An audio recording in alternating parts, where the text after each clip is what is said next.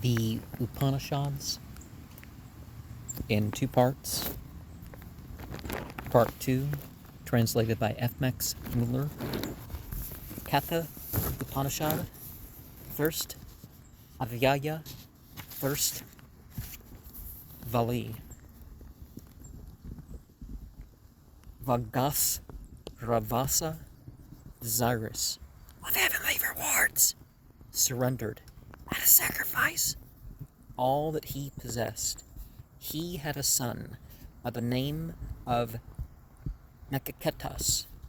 When the promised presents were being given to the priests, faith entered into the heart of Nakaketas, who was still a boy, and he thought, unblessed, surely, are the worlds to which a man goes by giving, as his promised present at a sacrifice, cows which have drunk water, eaten hay, given their milk, and are barren. He, knowing that his father had promised to give up all that he possessed, and therefore his son also, said to his father, Dear father, to whom wilt thou give me? He said it a second and a third time. Then the father replied, angrily,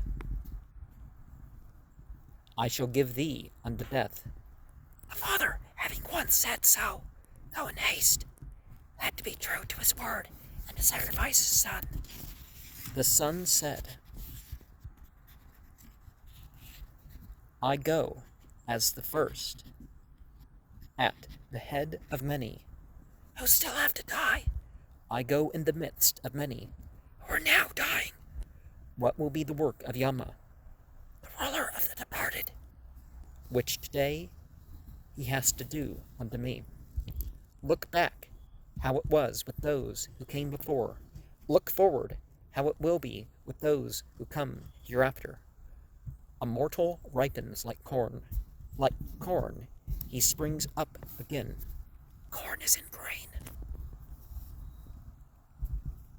Nakaketas enters into the abode of Yama, Vasvata, and there is no one to receive him.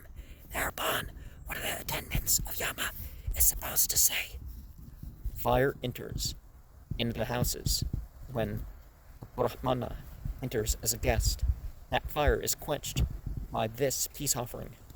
Bring water, O Vasvata. A Brahmana that dwells in the house of a foolish man without receiving food to eat destroys his hopes and expectations, his possessions, his righteousness, his sacred and his good deeds, and all his sons and cattle. Yama returning to his house after an absence of 3 nights, during which time Nakaketas had received no hospitality from him, says, O Brahmana, as thou, a venerable guest, has dwelt in my house 3 nights without eating, therefore choose now 3 boons. Hail to thee, and welfare to thee. To me. Nakaketas said, O death, as the first of 3 boons, I choose that Gautama, my father, be pacified, kind and free from anger toward me, and that he may know me and greet me. When I shall have been dismissed by thee, Yama said, through my favor, Audalaka, Aruna, thy father, will know thee, and be again towards thee as he was before. He shall sleep peacefully through the night, and free from anger, and having seen thee freed from the mouth of death. Nakaketas said, in the heaven world there is no fear, thou art not there, O death, and no one is afraid on account of old age, leaving behind both hunger and thirst, and out of the reach of sorrow. All rejoice in the world of heaven. Thou knowest, O death, the fire sacrifice which leads us to heaven.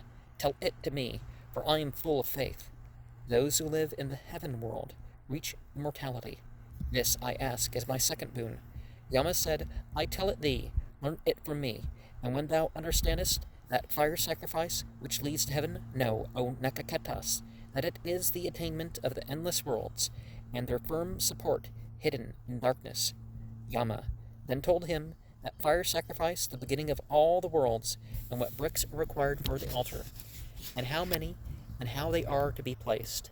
And Nakaketas repeated all as it had been told to him.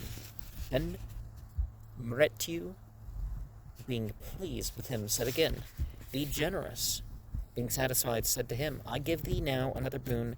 That fire sacrifice shall be named after thee. Take also this many-colored chain. He who has 3 times performed this Nakaketa rite, and has been united with the 3, Father, Mother, and Teacher, and has performed the 3 duties, study, sacrifice, almsgiving, overcomes birth and death. When he has learned and understood this fire, which knows, or makes us know, all that is born of Brahman, which is venerable and divine, then he obtains everlasting peace. He who knows the 3 Akaketa fires, and knowing the 3 piles up the Akaketa sacrifice, he having first thrown off the chains of death, rejoices in the world of heaven, beyond the reach of grief. This, O Nakaketas, is thy fire, which leads to heaven, and which thou hast chosen as thy second boon. That fire all men will proclaim. Choose now, O Nakaketas, thy third boon. Nakaketas said, "There is that doubt. When a man is dead, some saying he is, others he is not. This I should like to know. Taught by thee, this is the third of my boons." Death said, "On this point, even the entities have doubted formally. It is not easy to understand. That subject is subtle. Choose another boon, O Nakaketas, do not press me, and let me off that boon." Nakaketas said, "On this point, even the entities have doubted indeed, and thou, Death, hast declared it to be not easy to understand, and another teacher like thee is not to be found. Surely no other boon is like unto this." Death said, "Choose sons and grandsons who shall live 100 years, herds of cattle, elephants, gold, and horses. Choose the wide abode of the earth, and live thyself as many harvests as thou desirest. If you can think of any boon equal to that, choose wealth and long life. Be king." Nakaketas, on the wide earth, I make thee the enjoyer of all desires. Whatever desires are difficult to obtain among mortals, ask for them. According to thy wish, these fair maidens, with their chariots and musical instruments, such are indeed not to be obtained by men, but waited on by them whom I give to thee. But do not ask me about dying. O Nakaketas said, "These things last till tomorrow, O Death, for they wear out this vigor of all the senses. Even the whole of life is short. Keep thou thy horses, keep dance and song for thyself.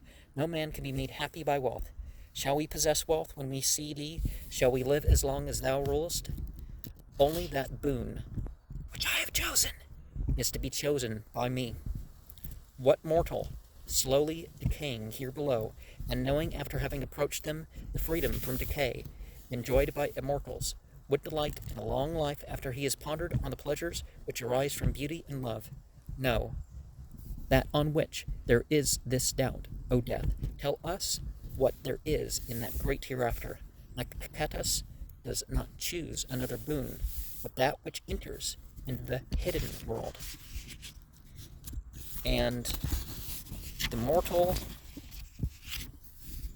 from beauty and love, so verse 28 of 29 says it's a very obscure verse. Sankara gives a various reading. Kava, Tada, Satha, or Kavada, Satha, in the sense of given to these pleasures, which looks like an emendation. Kavada, Satha.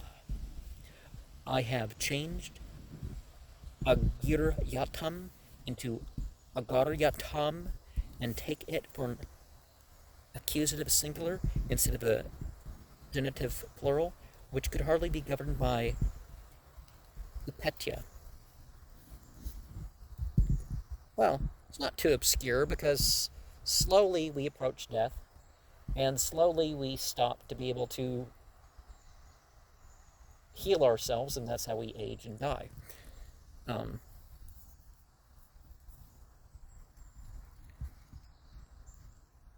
and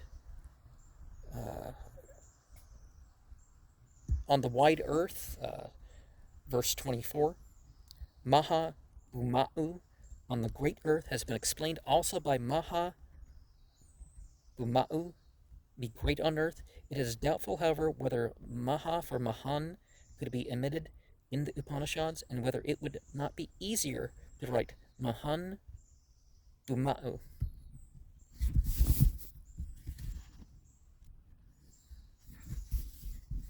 Verses 16 to 18 seem a latter addition, but sometimes the so-called latter addition is what came first.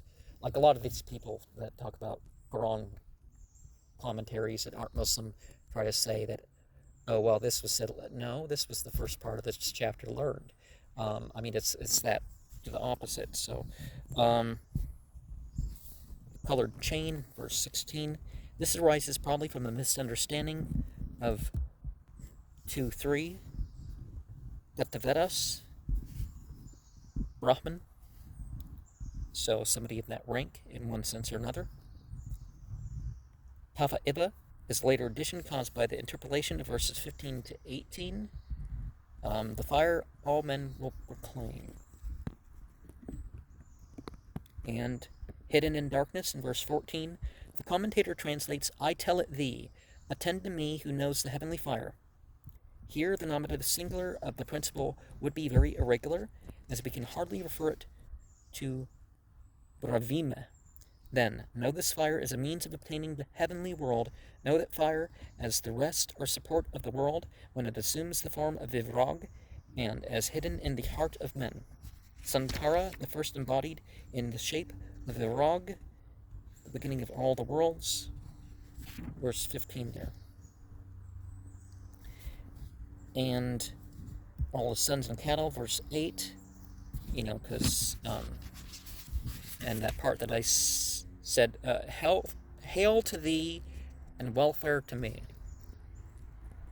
Well, when we respect others, it definitely benefits ourselves. So this truly selfless act stuff isn't quite so, right? But all the sons and cattle, verse 8 here. Here again are some words that are translated differently from Sankara. He explains asa by asking for a wished-for object, pratiksha, as looking forward with a view to obtaining an unknown object. Sangata he takes as reward for intercourse with good people. Sunrita, as usual, as good and kind speech. Ishta, as rewards for sacrifices. Purta, as rewards for public benefits. In verse 7, O Va'iv Asvata, Va'iv Vasvata, a name of Yama, the ruler of the departed. Water is the first gift offered to a stranger who claims hospitality. Brahmana enters as a guest in verse 7 as well. Vashishtha 11:13, Sacred Books of the East, Volume 14, page 51. Like corn, he springs up again, so grain. Sasya, grain rather than grass. So could he say it's not rice, that it's like a barley or amaranth or something? Aya, Hyan, in Greek. Benfe, Welsh. Legd, according to rice, different from Sashpa, Cespes, Benfree. Okay. And which today he has to do unto me, verse 5.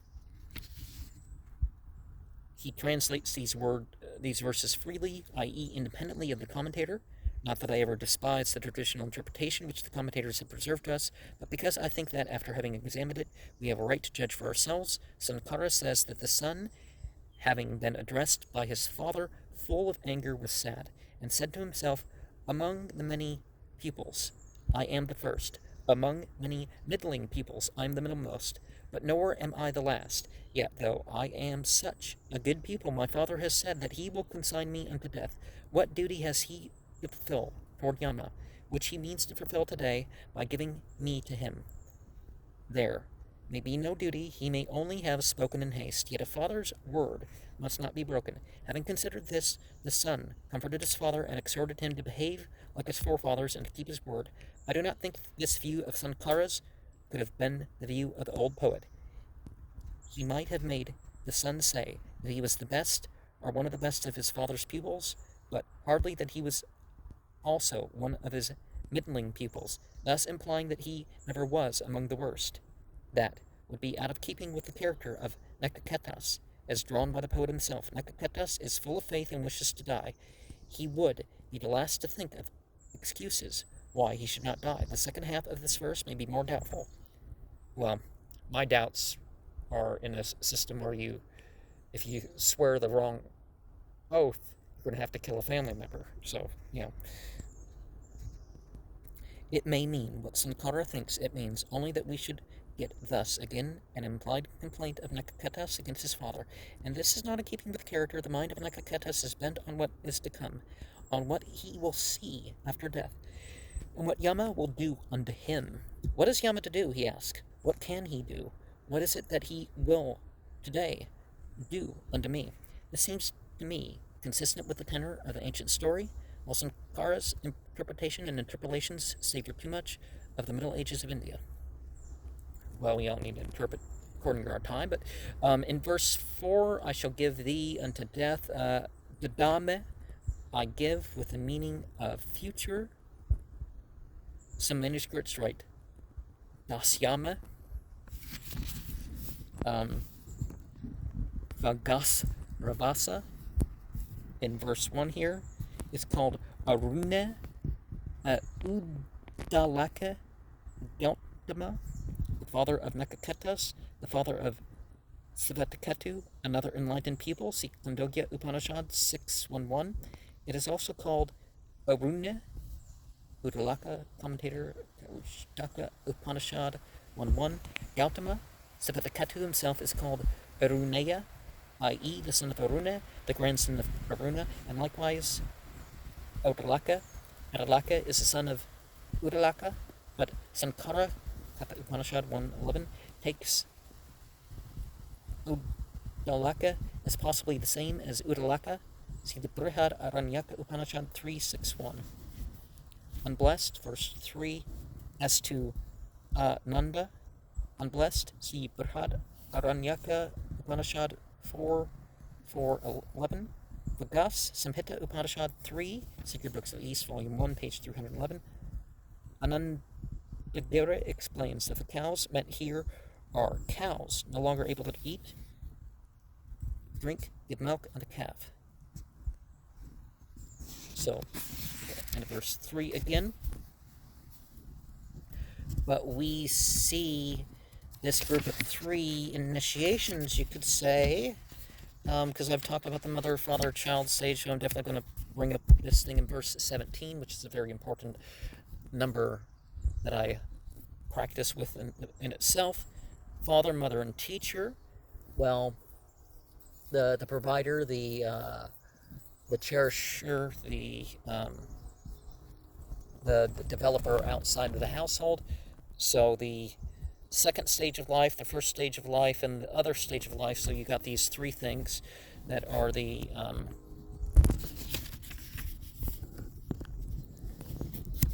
developments. So you have these 3 things. Father wants you to study the roles and the skills and all that stuff. Mothers require just put the effort into it. And the teacher's like, well, you got to do something for the public, so you got to be charitable, right?